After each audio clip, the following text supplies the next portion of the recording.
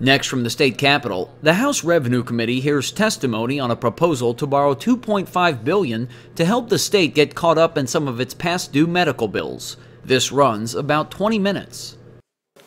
House Bill 374. Representative Curry. Thank you. I have Amendment 1 to House Bill 374. This is a proposal to borrow money in order to do two things.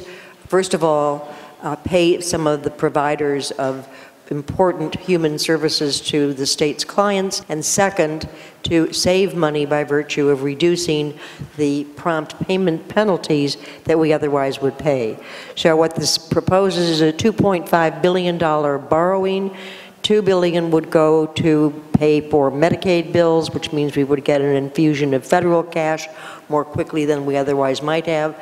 The other $500,000 would go to pay, again, providers of human services, and the expectation is that they would be going to people who otherwise, providers who otherwise would be eligible for prompt payment penalties, and the expectation is that the interest on borrowing would be around $40 million. We're talking about a 5-year loan, $40 million, but we would avoid $60 million in prompt pay penalties. So the calculation is that actually borrowing would save the state money as well as make whole the human services providers who are waiting in line for their cash and who may be unable to keep their doors open much longer.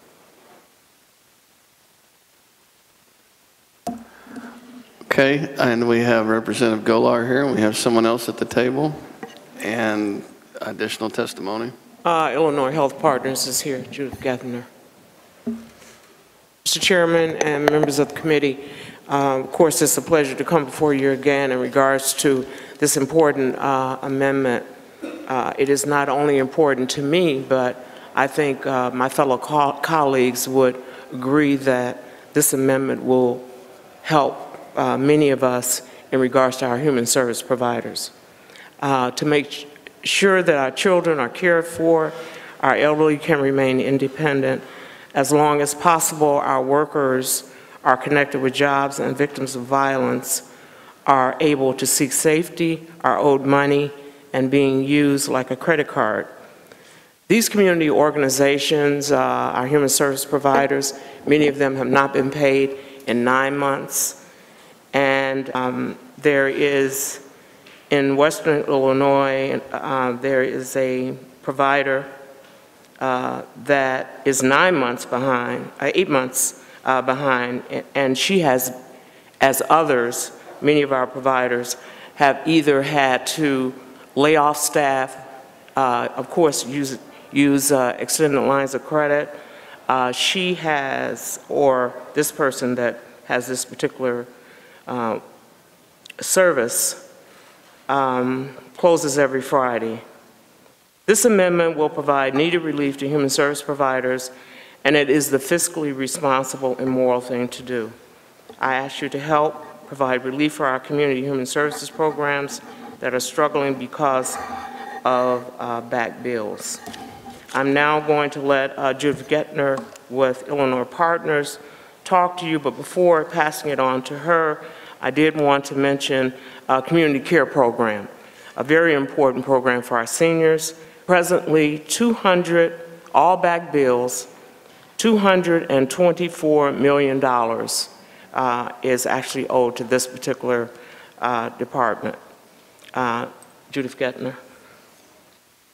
If I may, housekeeping before that, I have handed a stack of witness slips to Representative Harris. They're too numerous to read. I'd ask for leave to make those part of the record. Leave is granted. Okay, please proceed. Thank you, Chairman and members of the committee. My name is Judith Gethner, and I'm the Executive Director of Illinois Partners for Human Service. We are a statewide organization with over 700 members located in every legislative district. Many of you, I've had the honor of meeting in your district with members of our network. We serve all areas of human service, from child care to supportive housing, senior services, domestic violence, many of which you're keenly aware of have been owed millions of dollars now. This issue has been exacerbated by the significant budget cuts that have occurred in our sector since FY09. So first we start with having significant budget cuts, and now we exacerbate that by not even paying them for the services that they've been delivering. We've taken surveys of our members. I'm not going to bore you with it. I also came prepared to give individual stories for each of your districts to tell you about. However, I'm not going to take the time to do that as well, but anyone who wants to meet me offline, I'm glad to talk about specific providers in your community that are owed millions of dollars, in excess of 25–30% of their budget. However, it's my role to tell you that in all of this, we can't keep having the human service providers carry the irresponsibility of the state and their fiscal position on their backs. It's wrong. I ask you to please stop that and to please do the right thing. And I thank you for your time in hearing my testimony, and I hope that you will continue to support the essential human services in the districts. And I sincerely thank you for your time. Okay, virtually the whole committee wants to speak. So we'll start with Harris, Sullivan, McSweeney, then Martino. Thank you, Mr. Chairman. Representative, you're right. It is immoral that we owe $8+ billion to providers in this state. There's no question about that.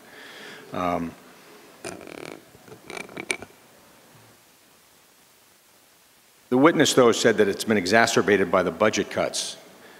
Why do we owe the $8 billion to begin with? It's been exacerbated because we spent too much money over the past decade. It's been exacerbated because we borrowed too much for pensions, and it's draining $1.5 billion off of our general revenue just to pay debt service on pensions.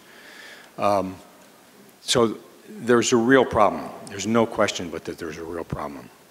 How do we solve the problem?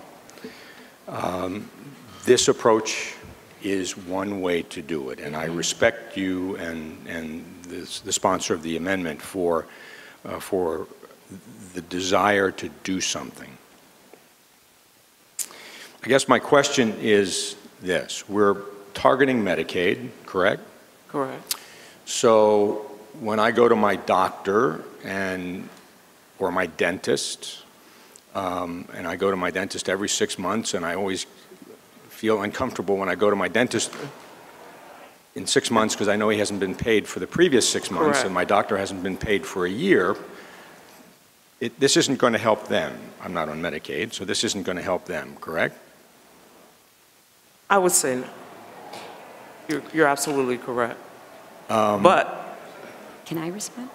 I would like to suggest that if we take some of the pressure off, other bills will be able to be paid more quickly.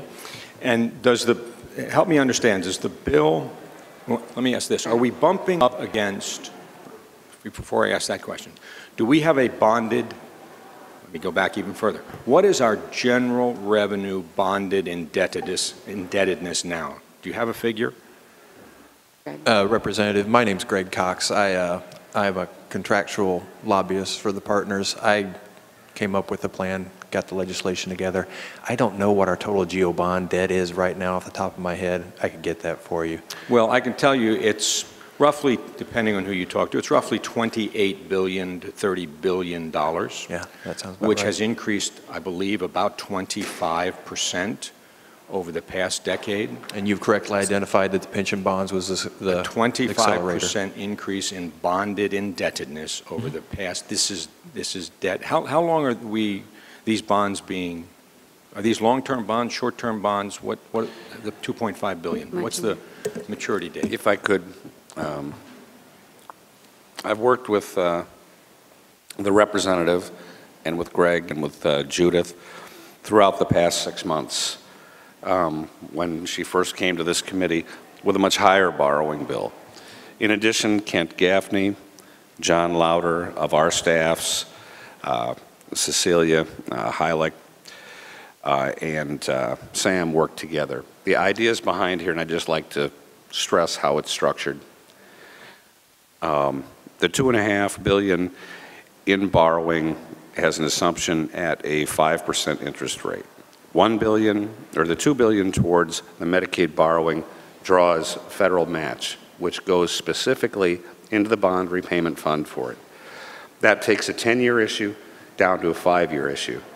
At a conservative rate of 5%, we just received 4.9% on our $800 million borrowing last week. With that, by driving the money back in, it takes the $220 million that would be the $680 million in interest on the borrowing gets reduced down to about $220 million, which is still below our debt cap, which is a good question that was brought up by you earlier for Representative Golar, and we worked through that with John. If we do not issue a capital bill or go out for an additional $2 billion worth of debt in August, if there's no capital bill, then this amount remains below our borrowing cap. And it was structured at the request of Matt Murphy from the Senate to be done so. And so the charge that he made to the representative and the groups, and Greg came up with the structure of it, is that we had to get interest going in the proper direction, in the right direction. And so as opposed to paying $60 million in prompt payment interest, we will be paying about $40 million on this issue at those rates for the 5-year period, which gives us, now first year you're going to have a higher payment cost, but over the structure of the 5 years, you end up picking up a save of about $20 million per year. So you get the interest going in the right direction while still remaining under our cap. And that is the design of the bill. I commend a lot of people for their work, but we are forcing borrowing from those providers. Okay. And this, so I wanted to get that into the record as how it's actually structured. Representative, it is 9:59, session's at 10. I have a letter from the Speaker replacing Representative Rashore for Representative Zalewski. Representative Rashore moves do pass on House Bill 374. No, recommends be adopted House Floor Amendment number 1 to House Bill 374.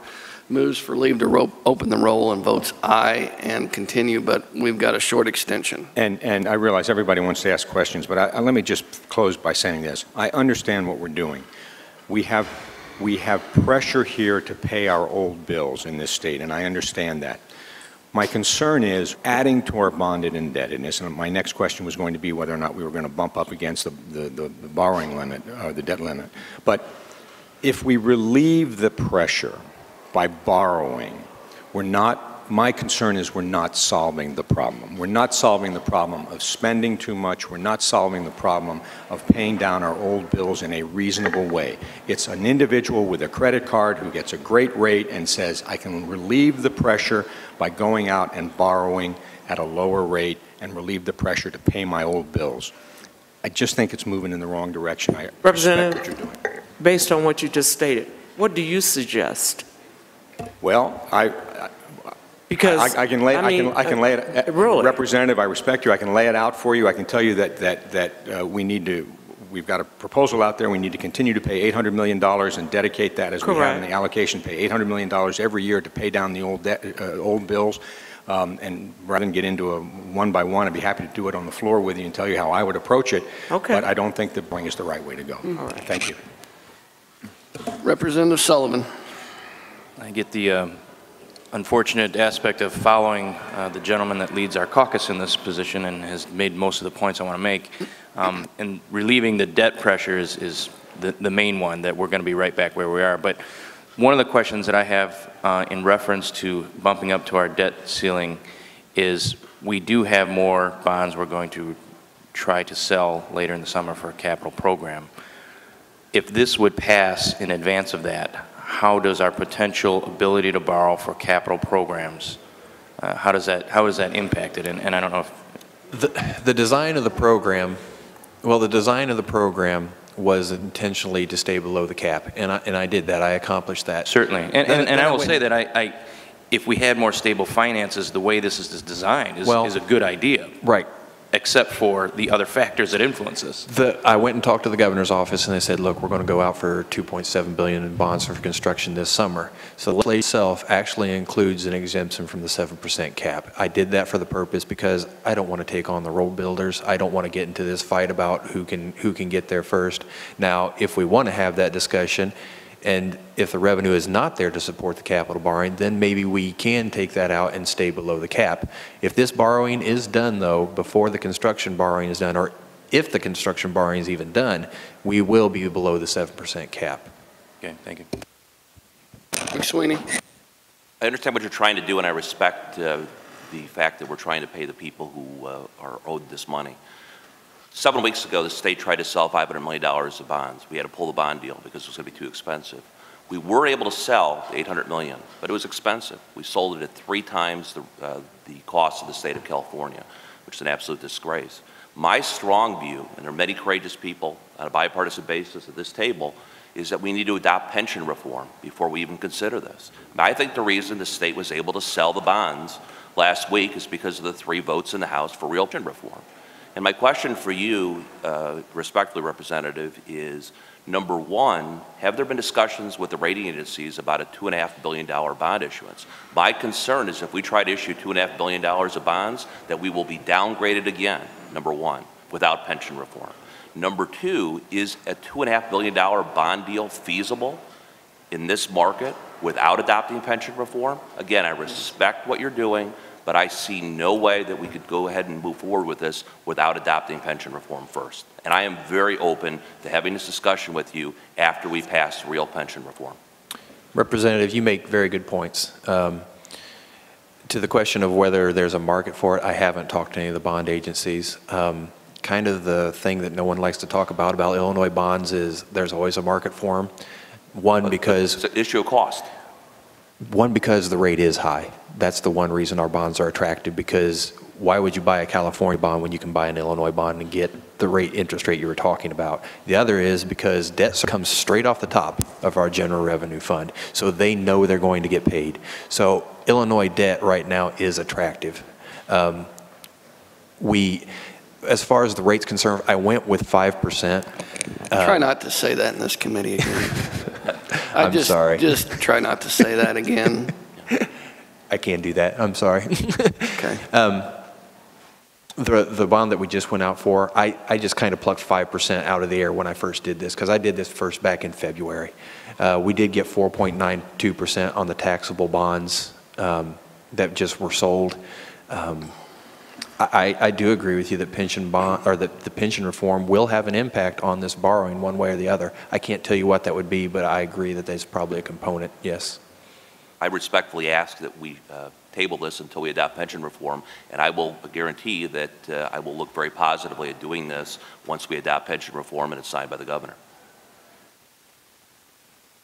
Okay. Seeing no further, let's continue with the roll call. Bradley. Harris. Curry?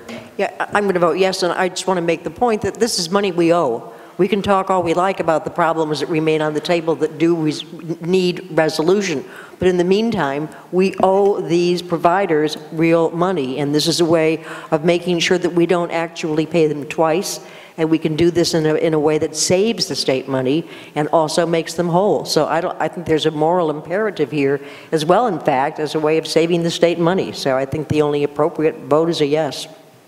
Evans? Yes. Martino? McSweeney? No. Sosnowski? Sullivan? Turner? On a vote of 6 voting yes, 4 voting no, 0 voting present, this will be favorably reported to the full House, favorably recommended to the full House. Thank you, Mr. Chairman and members of the committee. The Illinois Channel's coverage of legislative issues is underwritten in part by AARP Illinois.